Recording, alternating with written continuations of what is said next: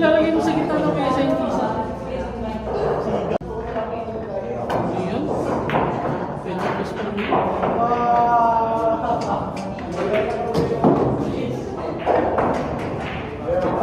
Ano mo? Hindi ko makapasok eh. Disrespect na rin. Pagpapasok niya.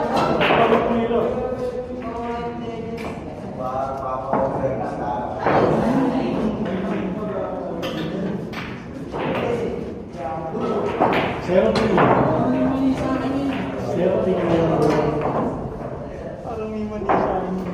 Kupal ka ako. Pwede mo?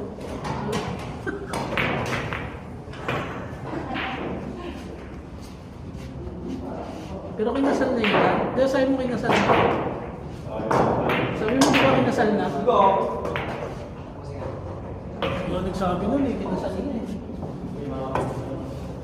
Sabi mo iniisip mo pa rin.